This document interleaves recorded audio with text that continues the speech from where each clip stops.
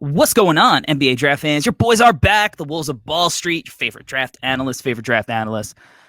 It's your dudes from the Draft Deck NBA Draft Show on the No Ceilings NBA Draft podcast feed. My name is Corey Tulliba, and I'm here as always with my co-host Albert Garbage Time. Gim, Albert, how we doing today? We're doing good. We're doing well. It's March Madness. It's the best time of the year for our listeners and for us.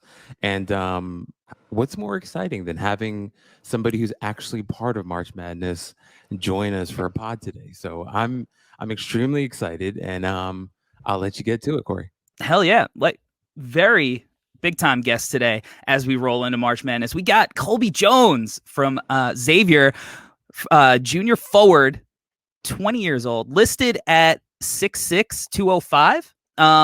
About 34 minutes per game this year, 15.2 points per game, 5.4 rebounds, 4.3 assists, 1.4 steals, and a half a block. Shooting 52% from the field, 38% from the three-point line, 67% from the free throw line. True shooting percentage of 59.2. Big-time numbers. Colby, how are you doing today, man? Thank you for joining the show. I'm doing great, man. I'm excited to be on, and thank y'all for having me.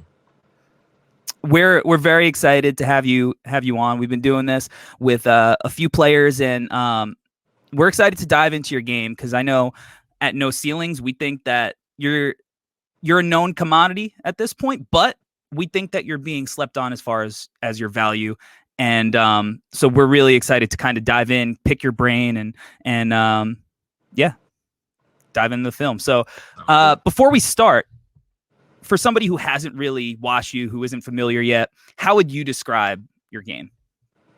I just want to win, so I'm going to do whatever it takes from the court, and I feel like that kind of shows my game. I feel like I do a lot of different things from the wing position. I like to facilitate. I like to get my teammates involved, and I just play hard, so I feel like those things pretty much describe me. You know, there's this website called Bartoric on the internet that you could do some really fun statistical queries with by going over, you know, the stats that any prospect puts up, and you can compare them to other players all the way back to 2008. So we're going to bring that up because I think it shows the versatility in your game. For people that have players that have had a usage over 20, an effective field goal percentage over 57, true shooting percentage over 59, assist percentage over 20, block percentage over 1.5, steal percentage over 2, shooting 5 3-pointers per 100 possessions, playing for a high major. There are 5 players since 2008 who have done that. It's Tyrese Halliburton, James Harden, Lonzo Ball, Derek White, and Colby Jones. So that's pretty good company to be in as far as guys who have a well-rounded, versatile game. So just wanted to throw that up there before we actually break down your film and talk about you as a prospect. Versatility is something that I think is a great word to characterize your game. Do you think you can speak to how versatility, like how you got to becoming such a versatile player? Is that something that you've always focused on, or were you just naturally just kind of into doing literally whatever it takes to win? Yeah, I feel like I've just always played this way, like growing up, just trying to do whatever it takes to win. I feel like that I've always had that in me. And throughout high school, I feel like I kind of had a similar style of play. Look, when we're looking at NBA prospects, and especially guys who play out on the wing, that versatility is the name of the game in the NBA right now. Like, you look at guys, the guard positions are upsizing, and you know, NBA teams are looking for guys who could do a little bit of dribble, pass, shoot, defend, and that's the name of your game. So I think that, you know, at your position, you're not necessarily a point guard, but you could really pass the ball. And I want to look at a little bit how you operate out of the pick and roll. I think that you do a really good job of hitting your roll men always. I think your ball placement stands out. So when you're operating out of ball screens, what are kind of the things that you're reading from the defense? First off, I'm just seeing where my man is at, if he's on top of me or is he trailing me. So that's really the first thing I look at to see if I can get downhill. And then the next is seeing where the big is at. So if he's going to play up on me, my road man is most likely going to be open. And if he's sagging off, that's why I know I have room to operate either for a pull up or try to get to my floater. Yeah, and right here, the tag man is a little late. He's a little small, so you can kind of throw it up in the air, and that's a pretty easy finish there. And it just seems like, especially with Nunji, like you just have such good chemistry with him out of ball screens. How has that developed over the years? Just I feel like just getting a ton of reps in with him in practice, going all the way back to last year. And it helps that he can definitely shoot the ball, so he can switch it up. He can either pop or he can roll. So I think just being on the same page is something that we've been big on, and I feel like it definitely pays its dividends during the games.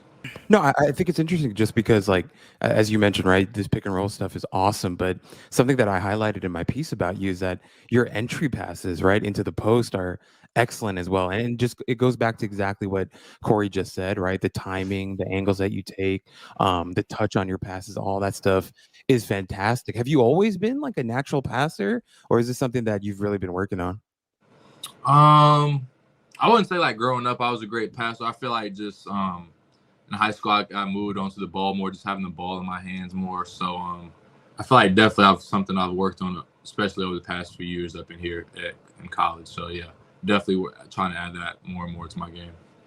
Yeah, and again, going back, the ball placement. I think a lot of guys who come off ball screens and try to make passes, they don't hit their roller or their shooters at an angle in which it's making their life easier.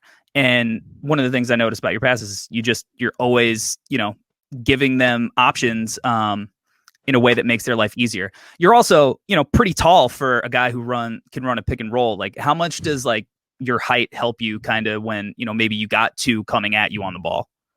Oh yeah, it definitely helps being able to see over defenders or just be able to see around defenders, because you really don't want to be throwing a blind pass. That's when turnovers happen. So just to be able to see a little bit more of the floor, it definitely helps out a lot.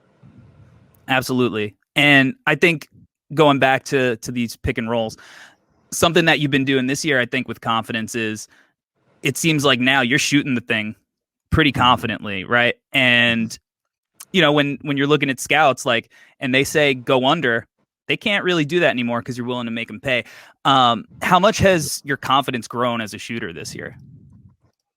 Definitely a lot. I mean, just with Coach Miller just telling me he wants me to shoot every open shot that I have, and then just getting a ton of reps in during the summer. I feel like it's just it's definitely coming along a lot better, and I definitely have a lot of confidence shooting it. Kobe, I wanted to ask, with Coach Miller coming in, and you have a lot of the ball, and you had a lot more of the ball in your hands, and you're taking more shots, doing a lot of the playmaking. What was that relationship like, building that with Coach Miller? Because you come in with a different coach, and things can change, but that dynamic overall of building that trust with him, what was that process like for you and for Coach? Yeah, I mean, just when he got the job, he came in, we sat down, we talked, and he was just telling me that he wanted me to be the leader of the team and then have the ball in my hand, and then tough moments, tough situations. So that started off the trust for me right then. And then we started practicing and everything he said, it was true. Like, I felt like I had the ball a lot more in my hands during practice, and then that just gave me more confidence. So I mean, yeah, it started off early on, right when he got the job. I want to go back to an area of your game offensively that it feels like you're really comfortable with, and that's like your little float game that you got going on. That feels like an area. I feel like looking at prospects in your class this year, you have one of the more reliable floaters. Is this a shot that you've always had? Is this something that you've worked on, and now you're kind of bringing in? I mean, look at that little hostage dribble. You get it in, boom, teardropping in. Yeah, I feel like in high school is when I really my senior year is when I really started to work on that little floater in the lane. Just with one of my assistant coaches, actually, we used to work on that shot a ton. So I feel like ever since then, I've always just had that in my game. And especially since I'm not the most athletic, I figured out a way to score in the paint. So I figured that was like the best shot for me, and that's my go-to for real.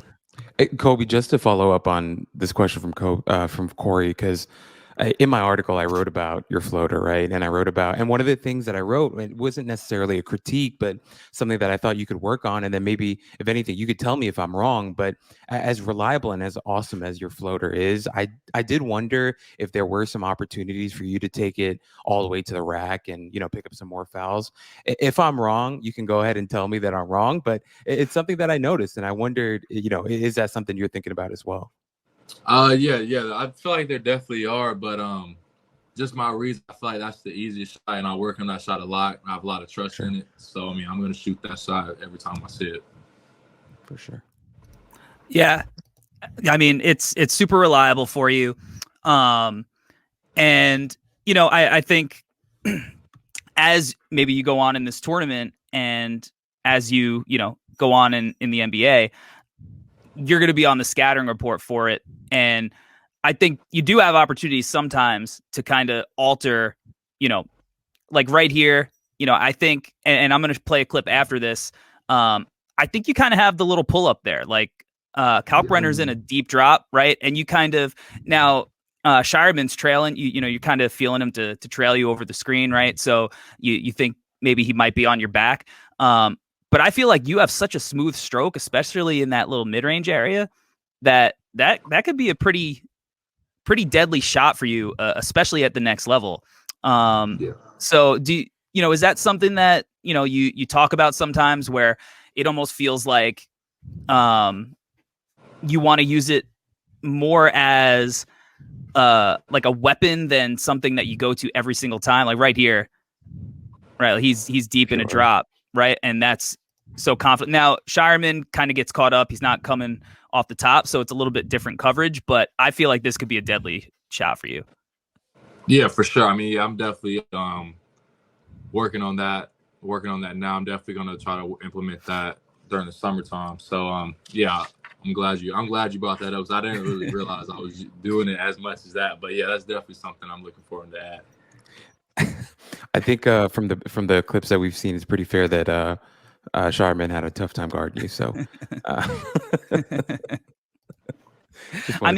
yeah. And look, when you're good at something, you want to go to it, right? So, and I think with the float game, and it's something that we see with guards like Trae Young, Emmanuel Quickly, when you have such a devastating floater, you could also turn that into an opportunity to make plays for your teammates. And especially at the NBA level, like you might be playing with, somebody who could really get up above the rim. And when that big has to come up to play for your floater, you throw that little alley-oop, and, that could be, kind of a big time weapon for you as a passer as well. Yeah. I'm definitely looking forward to adding more to more of my offensive game. I feel like just the more mature my game gets, the more reps in I get. I feel like definitely add more stuff like that. Yeah. And really quickly, Kobe, I think the whole reason why I brought up what I brought before is I think Corey makes a good point, and he brought up Emmanuel Quickly, right?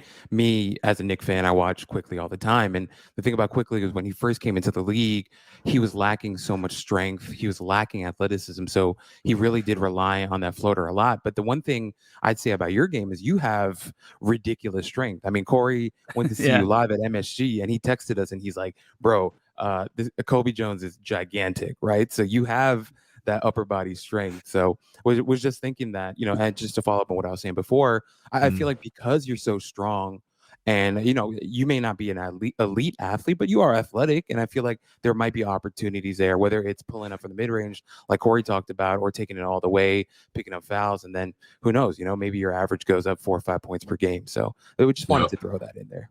Yep. Yeah, I will say I was on the court while you were warming up, and I was like, "You've been putting work in the weight room."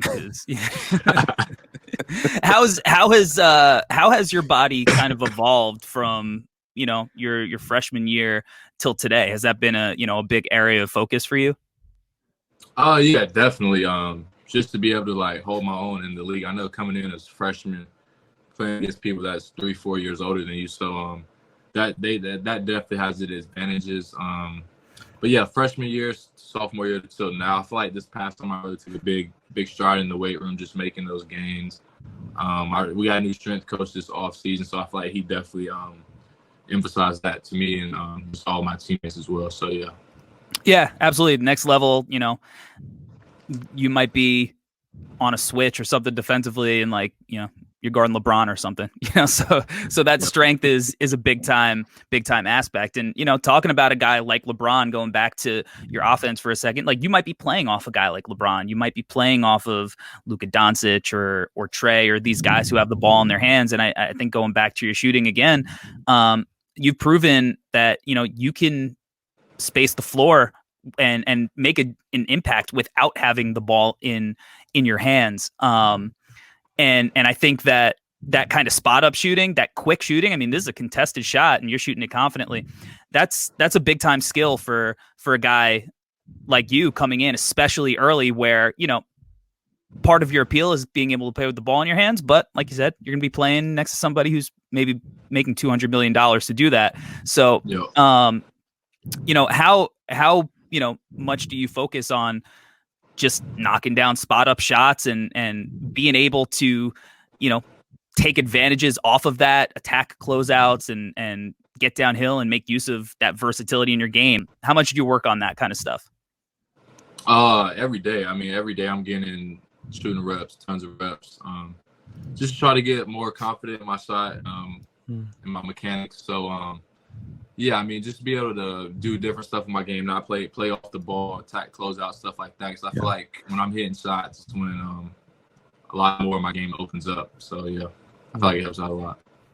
Kobe, can I ask about the mechanics specifically? Just because, like, Corey's a big shot doctor. You know, he's a big nerd when it comes, like, he knows all the technical stuff about that. But I was wondering, with your shot specifically, what were some of the mechanics that you were working on? Like, you know, some guys, they work on their base and their foundation. Some of them work on, like, you know, ironing out a hitch or whatever. What were some the mechanical things that you worked on in terms of your shot specifically from outside? Really just my. A lot of times my freshman and sophomore year, I would really catch it like more of a hop, or like when I'm standing still, and then I just past them, I really try to change it to a 1-2 step every time, and I feel like that's helped me just like rhythm wise. So that's definitely like the main thing I worked on all summer. Yeah, and it looks smooth now. I mean, you know, I took video in warm-ups and I was like, that's a shooter. That's a shooter. This is what happens when guys got to guard you out there, right? Like little pump fake, get to the rack, and that kind of stuff. Opening up your driving is big time, because that, where you're going baseline, now you can make use of yourself as a passer as well, right? And those kind of like advanced reads, you know, those are the reads that NBA teams want to see, because those are the reads that kind of create the scramble situations where, you know, now everybody's running out to the shooters, because in the NBA, you know, you got guys that are shooting 40%, making, you know, $100 million. Their only job is to shoot. So, when you're, you know, making use of this, you're getting downhill. Is this kind of passing feel something that comes naturally, where you could see the weak side of the floor? Or is that kind of stuff that you had to, you know, get in the film room and kind of realize where everybody is? Or is it just something that you've kind of always had in your bag there? Yeah, I feel like I've always had that.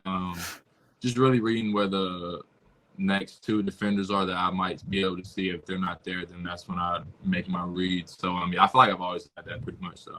Yeah, and I mean, I think sometimes you can kind of tell when guys have a natural ability to pass the ball, natural feel. Like, this is an absolute dime. Like, the timing on that, the timing, precision, secondary break, and the trust in your teammates. So, I mean, your teammates trust that if they move, you're going to find them as well, right? So, how big is, you know, having that trust with your teammates, knowing that, you know, if you guys all play as a unit, everybody's going to win? Yeah, it's definitely huge, and I feel like with having an older team like we have, our starting five, we all know how to move without the ball. We know we're all going to find each other. So just having that trust is key, and that's why I feel like we've had such a good season sharing the ball. So yeah. Yeah, one last pass. It doesn't seem crazy, but again, it's like the placement of it. is stuff that I think is really impressive, because at the next level, especially, and I mean, obviously, like, you're playing teams like Villanova, like, you need every second you can get. A lot of guys who make this pass, they're going to pass it to their teammate before like, you're passing ahead to the spot, right? Like, he's running to almost like a receiver, a quarterback to a receiver. So this is just really great ball placement, and a really impressive read. I want to transition to defense because I think that as versatile as you are offensively, I think you've shown some real versatility on the other side of the ball as well. How many positions do you think you're going to be able to guard at the next level? I feel like I'll be able to guard 4 positions. I feel like I've been doing that at every level my whole life through AAU, high school, college. So I feel like that's something I feel like will translate. Yeah, I would agree. And honestly, we're going to have even a possession on a big. But first, I want to pull up a clip. This is on Malachi Branham. This is last year. But, Malachi's having a lot of success with the Spurs right now. And I think you do a really good job. Use your body and give me that shit. Right? Like, your timing on that. Again, it comes back to your timing, your IQ, your feel. What are you, how are you approaching guarding a scorer like Malachi Branham in these situations where you're kind of on an island? Definitely want to not give him not too much space, but enough space where I know I'll be able to trust my feet and be able to stay in front of him, because you don't want him just having those easy shots like that. And then when I get him driving, that's why I know I'll be able to hit him with my chest, try to bump him back a little bit, and then just go from there. Here's another defensive possession where you are showing that strength. He's going to post you up. As a coach, I'm sure you're going to live with that all day, right? Like a fall away mid-range shot. How do you approach guarding up and like bigger, stronger guys like this?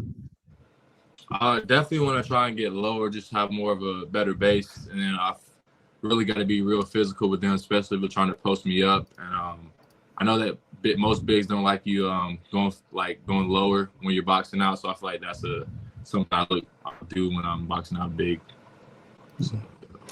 So Colby, something that I wanted to ask. First off, everything that Corey said about your strength is, you see it on the tape, right? Like, you really do get your chest into guys. And that's why, like, when I wrote about you, it kind of reminded me a little bit of a guy like Josh Hart. Like, Josh Hart does a really great job of using his strength and his upper body to keep people in front of him. But one thing that I'm sure and I don't know how much you're thinking about it now, but in the NBA, there's obviously more space, and there are some really quick guards that you're going to have to go against, and longer, shifty, athletic wings. How do you feel like, I mean, obviously, I don't know if you're thinking about it, but do you feel like there's going to be a big adjustment moving up to the NBA? And what do you think, like, your skill sets, like with the current skill sets that you have, how do you think that adjustment is going to be like for you specifically? I mean, jumping from any level competition is definitely going to be some adjustment like there was for me going into high school, going into college. So I feel like everything will be an adjustment for me, just like the speed, the size, the physicality of it. But I feel like once I get my feet, my mind to the speed of the game, I feel like I'll be able to translate everything that I'm doing now, just because of like how hard I play and the mindset I have when I'm playing. When talking about speed and defending, I want to know what your mindset is when you have to chase around a guy like Jordan Hawkins all over the floor. It looks like you guys are playing tag.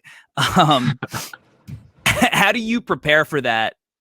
Let's say in practice or walkthrough or whatever, because, this is a kind of a specialty. It's hard to prepare for. What's your mindset like going into this? Just chase. Don't want him to get off a clean look coming off the screen. And as far as practice, just running through pads, chasing around scout teams. So, chasing a shooter like that, you got to be on his hip at all times. I imagine Kobe, before a game like this, you're probably thinking, shit, I'm definitely going to get my cardio in today. That game was crazy chasing him, because he moves off so many screens. It's just like nonstop.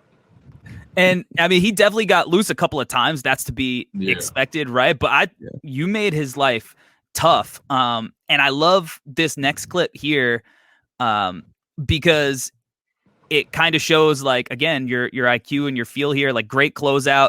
He gets it back, and now his weakness is kind of driving to his left hand, like finishing towards his left, right? So even when he goes and gets the ball back out on the perimeter, you're forcing him into a position in which he's uncomfortable. So it's a hell of an assignment when you got to guard somebody like that. And there are definitely guys like that in the league, but you definitely, did your best to make him work. And I think that's when you are guarding these guys who are the focus of the scout, right? Like, you probably know, like, all right, these guys are going to get loose. They're going to get theirs every now and then. I got to make them work. Yeah, for sure. Yeah. I mean, with him, our scout he's a shooter. Don't let him try to get off shots. So my job was really just to run him off the line. And I knew I had help coming backside. And yeah, we just wanted to make him finish, and definitely going to his left was a strong suit for us. Kobe, I do want to say, I feel like you generally, like even in this clip, I think you do a really good job of, number one, using your strength to kind of stay in front of them, foot speed as well. I feel like, obviously, I don't know if you've ever measured your wingspan, but it seems like your wingspan is pretty long. And I think you do a really good job of staying vertical like that. What are some of the, I don't know, me not being a D1 basketball player, but what are some of the major principles that the coaching staff is trying to really kind of ingrain in you guys defensively? Like, what are those key principles that they really care about that you feel like, that you've kind of taken in and you've embraced this season? Really, like hit them with your chest on the drives, hands out. I really try to not do that because I know like refs, one slight bump, they'll call a foul on that. So just really show your chest, show your hands. And like when we're contesting shots, stay vertical, don't slap down, and just little things like that. I feel like they add up because we do repetition every day, and I feel like it's helped out a lot. What are the team principles on ball screens? Like, are you guys trying to ice it? How do you guys guard ball screens? So we normally play drop. Sometimes with the 4. We'll switch, but as far as guards, we used to be able to like show trail and then whip, so go under. But we've kind of went away from that just because we realized with all our guards just going over the ball screens and forcing into a veer, we've been better that way this last half of the season. So we've just been going over all ball screens pretty much. I think this is good. This is like a little Miami action, right? Like I think you do a great job here, like of that exact principle, right? Like getting over that, coming off that handoff, and getting back into the play on the trail and getting a hand and a contest. And this is an action they run in the NBA all the time. So when you are run through like these off ball actions into a ball screen like that, how focused, like what's your mindset when knowing that screen is going to come, and you're kind of already in motion there? Yeah, really, I'm just thinking all out trail, try to get over the screen, try to stay as close as possible because I know that guard, that player specific, he's a good shooter, so I didn't want him to be able to get an easy look coming off that screen. So yeah, that's pretty much my mindset, chasing those zooms like that. Yeah, 100%. I think one thing that happens sometimes, and this is kind of a normal, I think, thing that happens in basketball is there are times you get kind of stuck on the screen. Now, I think one of the cool things about doing these kind of things and getting to pick your brain is so much of defending a ball screen like this is communication. Like, how much are your bigs talking to you in this scenario? Like, are you thinking that are you supposed to cheat this and kind of go over, beat him to the spot? Are you supposed to go under when the screen is so high up like that? How are you guys kind of supposed to guard this? Yeah, our bigs are talking all the time. Definitely, sometimes it's definitely hard to hear, especially if it's far out like a screen like that. Yeah. But yeah, it's definitely my ball pressure is not really good right there, so that's why I got clipped on the screen right like that.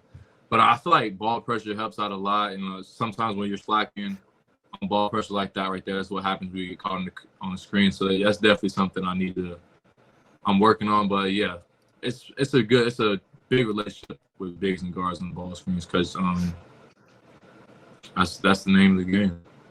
Yeah, and I think you do a good job of kind of forcing the guard here. Like, you are giving good ball pressure here, like, and you take kind of like a step with that left foot over the screen just in case he decides to use it, but you kind of force him baseline, and then you show how good you move laterally by beating him to the spot and forcing the turnover. So when you do put on that heavy ball pressure, I mean, you can really defend. I mean, you move your feet, you get low. Like Albert said, you have that length.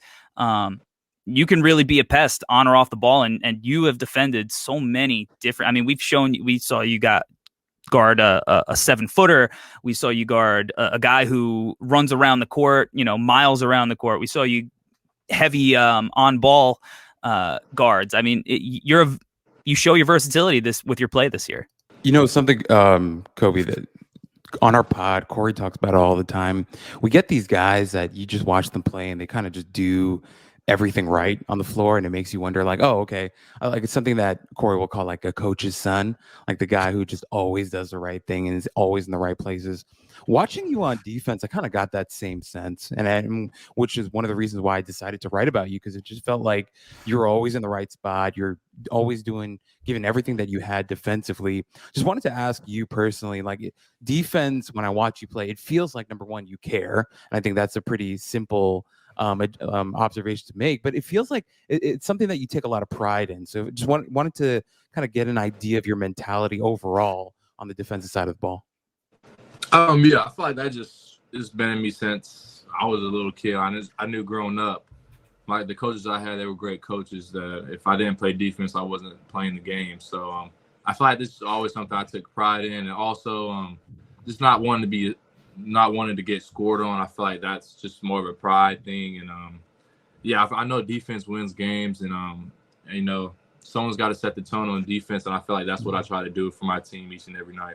Is there anybody that you're kind of looking forward to guarding at the next level? No one in particular, because I know they're all great players. I know they all have deep bags. I'm just ready to just go out there and guard everybody, just guard anybody that my matchup is, and I'm just excited to be able to play. Hey, I know the March Madness in front of you, and obviously we keep asking about the NBA because we're excited for that outlook and that part of that next step in your career. But overall, when you look at yourself objectively, what are some areas of your game overall, or whatever, or specifically even, what are some areas of growth that you feel like you really want to work on as you head into the pre-draft stuff, or as you head into looking at the NBA? What are some things that you're really looking to tighten up and work on to kind of get yourself ready for that next level? Yeah, really just working on my body, getting my body bigger, stronger, and just faster, just be able to adjust to that quickness. And yeah, my ball handling, I really want to where it's really tight. That's something I know I can work on and improve. And shooting off the dribble, I feel like I can definitely add more to that to my game. And yeah, just really just getting up a lot of reps shooting, and just in general, just getting confidence in that. I feel like those are the three main areas I really want to work on. And yeah, I will work on in the off season. So yeah. Is there anybody who's playing in the NBA now that you kind of look at, you model your game after, or you watch and you say, oh, I like that, like I'm going to try to add that to my game? Yeah, I've watched a lot of Malcolm Brogdon since I was probably a senior in college. I've watched him a lot, and that's why I really I've heard a lot of comparisons between me and him, and watching his film, I feel like we do have a lot of in common. So that's definitely one guy I've had in my mind for sure. That's a great name and a great guy to emulate. This, one of the most important pieces on a championship team. And I think ultimately, when you talk about a guy like Malcolm Brogdon and you like to pick stuff from his game, that list that we saw earlier, even, his teammate Derek White, guys like that, Lonzo Ball, these guys who are like these connective pieces. Albert mentioned Josh Hart. These are the guys who help you win championships. And I think, that's one of the reasons you have an opportunity in the coming weeks to win one in March Madness. And I think that you're going to be a guy who does this, and teams are looking at the next level in a big way as well. So, we usually end our shows with a segment called Sell Me This Pen, where, we kind of do like a little elevator pitch, like a little 30-second to a minute elevator pitch on a prospect. If you were, talking to an NBA team, how would you sell them on yourself? I'm a winner. I'm going to do whatever it takes to win, no matter what. I have a good drive. I'm never going to stop working. And I'm just for the team. I'm going to do whatever you need me to do. I can do multiple things. I can guard multiple positions. And yeah. Kobe, before we go, I wanted to ask, and this is something that I want to start asking all the prospects that we talk to, because I've been big sneakerhead my whole life, and I love watching like the different shoes that you guys wear on court and off court too. So my question to you is simple: favorite on court shoe right now and favorite off court shoe? Favorite on court shoe is probably a pair of Kyrie's I have. They're the royal blue shoes. I say they're my favorite just because I've been wearing them a ton because they're the most comfortable on my feet.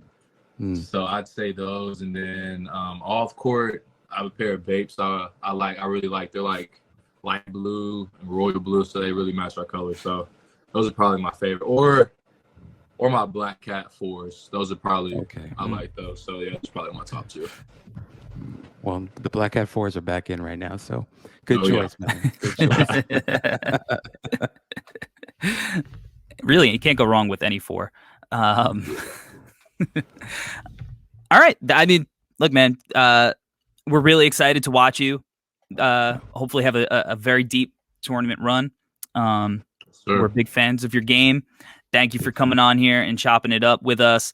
And, good luck the rest of the way with your season. Thank you, man. I appreciate it.